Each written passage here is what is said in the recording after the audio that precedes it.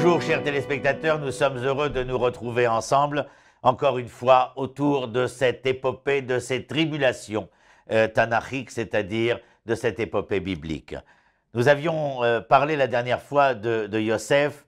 Depuis que Yosef avait disparu, les Hébreux se retrouvaient dans une situation des plus précaires, car le nouveau Pharaon allait faire de cette peuplade ou de cet agglomérat humain, parce qu'il le craignait, il craignait surtout la naissance d'une cinquième colonne qui viendrait remettre en cause la légitimité du pouvoir pharaonique. Alors il va transformer cette Égypte pour les Hébreux en véritable camp de concentration. Les Hébreux vont devenir esclaves, les Hébreux vont devenir des numéros, c'est-à-dire qu'ils n'ont plus de nom, ils ne sont plus qu'une quantité négligeable, mais ils n'ont plus la qualité nominale. Eh bien, dans cette Égypte-là, des personnages vont vouloir résister. Le premier exemple de cette résistance, c'est lorsque les pharaons, enfin Pharaon lui-même, le nouveau, qui ne connaît pas Yosef, eh bien, va décréter, comme ces lois qui, des milliers d'années plus tard, seront décrétées à l'encontre des Juifs, il décréta de tuer tous les enfants mâles. Celles qui sont chargées de ce labeur, ce seront les sages-femmes. Ces sages-femmes qui ont l'ordre, lorsqu'elles voient un enfant mâle, eh bien, d'en finir avec lui. Ainsi est l'ordonnance du Nuremberg de l'époque. Et pourtant, ces sages-femmes vont refuser, sciemment, comme de vraies résistantes, de ne pas tuer les enfants mâles, et lorsqu'elles seront convoquées au palais, dans les couloirs du pouvoir, lorsqu'elles arrivent auprès de Pharaon, elles ont déjà réfléchi à quelle réponse donner, et elles trouveront des moyens de faire passer des vessies pour des lanternes, véritablement résistantes. Rien ne les y obligeait, car comme tout un chacun, ou comme vous le savez, la plupart de ces hommes et de ces femmes, face à l'adversité, comme nous le connurent il y a quelques dizaines d'années, la majorité est restée silencieuse, et personne ne peut dire jusqu'à aujourd'hui si ces silences ne furent pas collaborateurs. En tout cas, elles ne se taisent pas, elles agissent, et dans leur agissement, eh bien, elles empêchent que ces enfants puissent mourir. L'un d'entre eux, qui naîtra sans leur présence, eh bien, sera sauvé. Sauvé par une mère qui se veut actrice, actrice de son histoire, bien entendu, non pas actrice d'un théâtre quelconque, actrice de son histoire, mais où la fille elle-même, eh bien, va agir. Ce qui s'est passé entre les deux, c'est que cette fille avait entendu son père dire, au vu et su des événements dramatiques, tragiques, quel avenir avons-nous? Comment faire des enfants? Il est préférable de divorcer de nos femmes et de ne plus engendrer, car nous n'avons rien à proposer à la génération qui viendrait.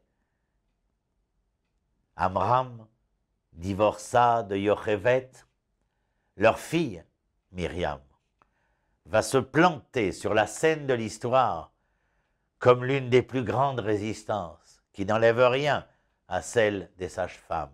Mais elle, Myriam, jeune adolescente, va venir se présenter devant son père et lui dire « Père, comment osez-vous ? Pharaon décréta la mort des premiers-nés mâles, vous, en divorçant de mère, vous décrétez la mort non seulement des enfants mâles, mais aussi des filles d'Israël. Comment pouvez-vous » Une jeune fille, tout juste adolescente, par le verbe qui était le sien et par la verve qui était la sienne, ne s'en laisse point compter et remet en question son propre père, qui se laissera convaincre par de tels propos si honorables, si respectueux. Et les hommes reprendront leurs femmes et continueront d'engendrer cette nouvelle génération qui naîtra en Égypte. Chez Yochevet et Amram, c'est Moïse qui naît. Moshe, celui qu'on va mettre dans le Nil pour le sauver, dans un petit panier de joncs, Et il sera sauvé.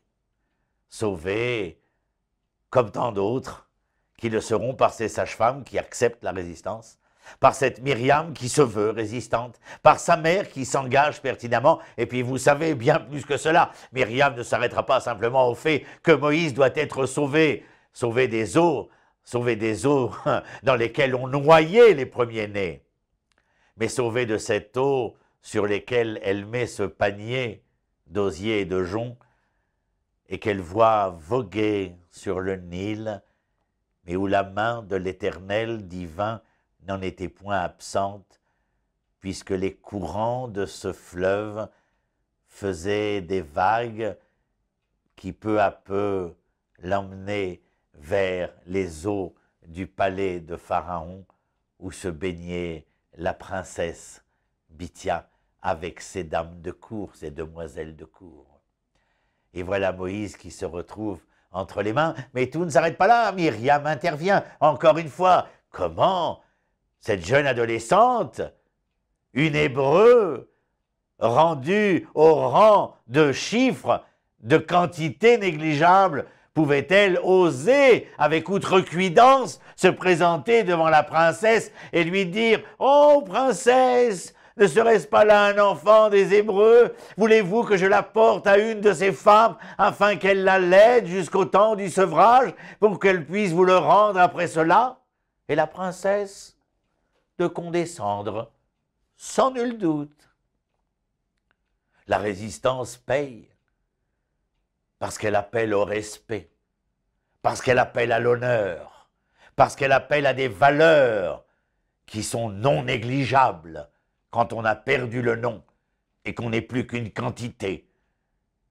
Et voilà cet homme, cet enfant, pardon, qui grandit dans un palais qui lui est totalement étranger après son sevrage, qui va grandir jusqu'à un âge où il devient un jeune homme robuste, bien éduqué, un espèce d'être princier, empli d'une noblesse, mais qui n'en a pas moins conscience qu'il appartiendrait non pas au mur de ce palais, mais aux cages de ces Hébreux qui plient sous le poids du joug de la matière.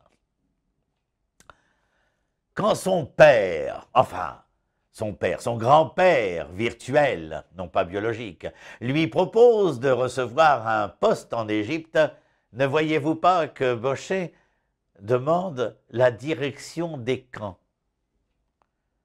les camps de concentration. Il veut voir ce qu'il en retourne véritablement de ce qui se passe à l'intérieur.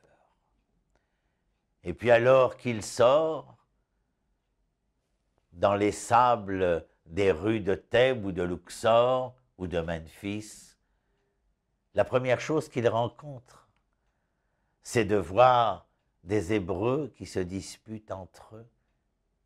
Rendez-vous compte que cet homme a grandi dans un milieu qui lui est totalement étranger, où il ne peut avoir conscience de cette identité morale de l'Hébreu, en dehors du fait, je vous l'accorde, qu'il s'allaita au sein de sa véritable mère biologique, et nous disons que d'une certaine manière, ce lait absorbé ne pouvait certainement pas diluer l'âme identitaire que portait cet enfant. C'est la seule raison pour laquelle nous acceptons de dire que Moïse a été ému par le statut de ces hommes et de ces femmes. Je voudrais vous lire peut-être un moment, un passage où il est dit ainsi, lorsqu'ils voyaient leur souffrance, et dans le Midrash Rabbah, pour ceux que ça intéresse, lorsqu'ils voyaient leur souffrance, ils pleuraient, leur disaient, si seulement je pouvais mourir pour vous. Qui dit, si seulement je pouvais mourir pour toi? Quand on aime, aimer, ce n'est pas une déclaration hollywoodienne. C'est une déclaration qui vient faire valoir que ta peine sera ma peine et que tes joies seront mes joies. Je souffre ta souffrance et je me réjouis de tes propres joies.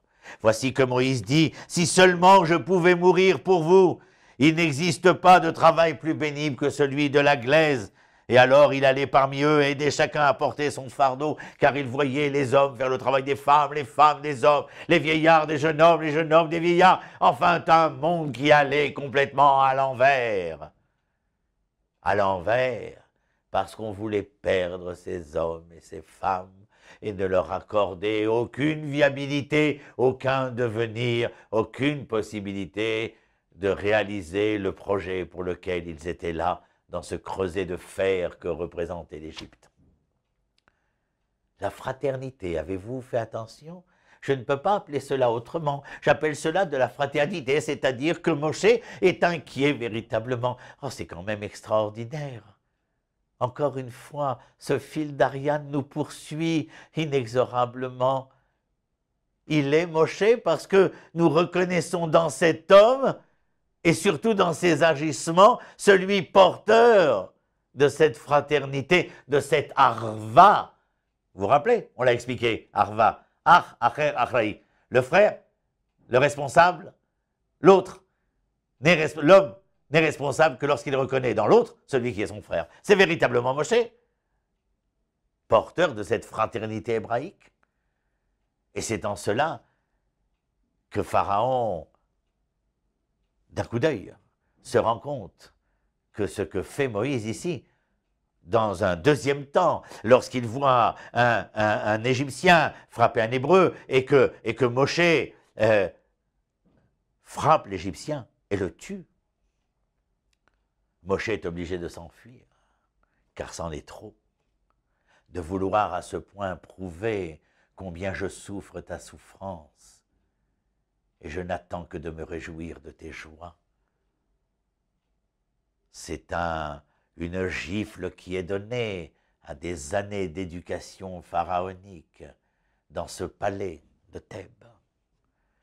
Et Moshe s'enfuit. Que fait-il, Moshe? Oh, il va rencontrer des jeunes filles qui sont auprès d'un puits. Oui, je sais, vous allez me dire, un puits récurrent. Oui, continuellement.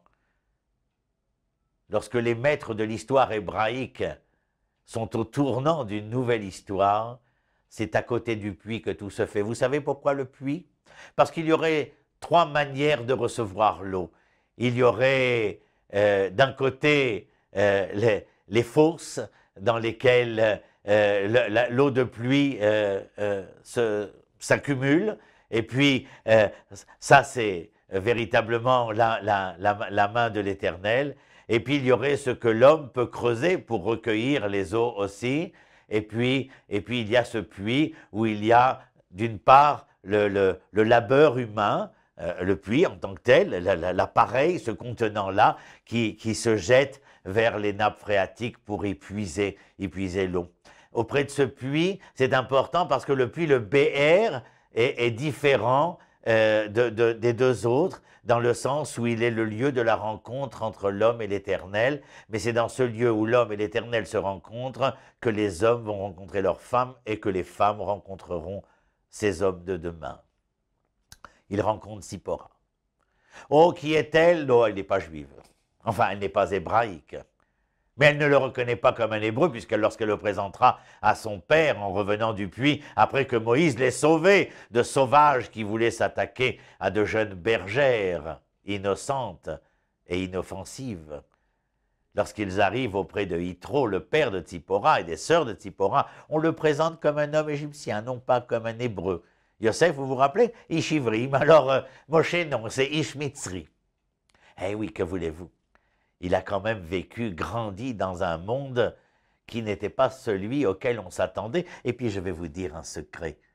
C'est certainement pas lui que la plupart d'entre nous pensaient qui pourrait être le moyen que choisirait l'Éternel pour nous sauver. Pour l'époque, c'est notre Messie. Ça nous laisse songeurs, n'est-ce pas? Surtout pour aujourd'hui. Je vous l'accorde, je vous le concède. Revenons à nos moutons, c'est le cas de le dire, car après que Tzipora eut épousé Moshe, Moshe deviendra, enfin, après avoir fait une grande école, il deviendra, comme tous ses aïeux, berger. Berger, c'est absolument essentiel. On ne peut pas faire partie de l'épopée tanakhique sans avoir été un berger. Berger, c'est bien, c'est Roetson en hébreu. Roetson, c'est celui qui est le compagnon de son troupeau. Cet homme, Moshe, est capable, comme tous les bergers, d'être le prochain de l'être animal, et parce qu'il est tellement le prochain de l'être animal, quand l'un de ces animaux, eh bien, disparaît, cette génisse qui s'en va du troupeau, il la poursuit afin de pouvoir la ramener au sein de son troupeau. Ça ne trompera pas l'Éternel, qui lui dira: je t'ai choisi car quelqu'un qui était si attaché de faire valoir qu'il était le prochain de son bétail, c'est-à-dire tellement attaché au bien-être unitaire de ce bétail, eh bien celui qui fut capable d'accompagner, d'être le prochain de son troupeau, de son bétail, eh bien je le veux, je le choisis comme étant celui qui accompagnera, non pas mon troupeau, mais qui accompagnera mon peuple. Abraham, Moshe, on a l'impression d'une continuité comme ça. Tout passe près des puits, tout passe par les bergers. Nous n'avons pas besoin de rentrer dans les détails de chaque chose, mais voyez qu'il y a là quelque chose d'absolument extraordinaire. Moshe était aussi un homme pour lequel nous dirons qu'il était d'une humilité incomparable. L'humilité. Je crois que lorsque nous parlons de l'humilité de la Hanava, il n'est pas besoin de faire de grands discours. Je vous dirai en quelques mots que la Hanava, ce serait cet homme qui, se tenant en lieu et place, serait capable de faire un pas en arrière, ou grâce à ce pas en arrière, il permettrait à tout un chacun, à l'homme comme à Dieu, de pouvoir faire un pas en avant et d'établir le dialogue entre lui et l'homme, entre lui et l'Éternel. C'est cela, cette humilité. Et c'est cela qui fera que Moïse, sera choisi comme étant le pâtre hébreu, celui qui conduira le peuple d'Israël vers sa délivrance. Une humilité à toute épreuve. Et Moshe, Anav Mikol Adam al Pene Adama, il était l'homme le plus humble à la surface de la terre. D'ailleurs, ceux qui l'accompagneront un peu plus tard dans l'épopée sinaïtique, eh bien, qui voudront se rebeller contre Moshe en accusant Moshe de la prise du pouvoir, eh bien, leur punition sera d'être mis sous terre, car il n'y avait pas plus humble que Moshe à la surface de la terre. Et nous pourrions dire que l'attitude de Moshe, non seulement à travers cette fraternité, mais aussi à travers son humilité, fait de lui un prototype du dirigeant politique, du maître de séant de l'histoire humaine, d'une autre dimension que celle que nous connaissons. Un dirigeant ne sert pas les intérêts de son peuple, mais le sien propre. Il n'est pas là, ce dirigeant, comme je peux lire ici dans Moshe, ou surtout dans les Pirkei Avot, soyez circonspects dans vos relations avec les grands, car ils ne se rendent accessibles que lorsque leur intérêt leur commande. Ils se disent vos amis quand ils ont besoin de vous, mais si vous êtes dans l'adversité, ils vous refusent leur appui.